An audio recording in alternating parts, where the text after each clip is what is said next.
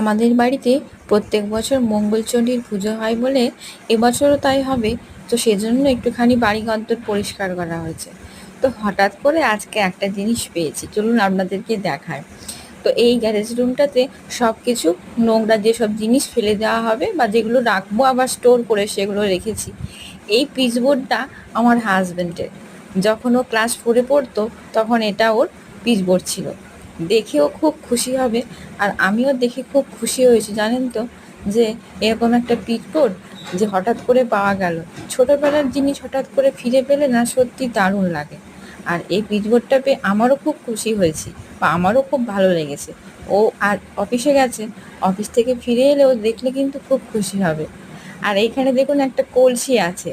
এই কলসিটা আমার শাশুড়ি মা যখন প্রথম এই বাড়িতে এসছিল বিয়ের পর, তখন এটা নাকি কাঁখে করে তুলতে হয়েছিল। এটা সে তখনকার কলসি। আর এই কলসিটার একেবারে রং চটে গেছে, অনেক পুরনোও হয়ে গেছে। মা বোধহয় কলসিটা কাউকে দিয়ে দেবে বা কোথাও বিক্রি করে দেবে।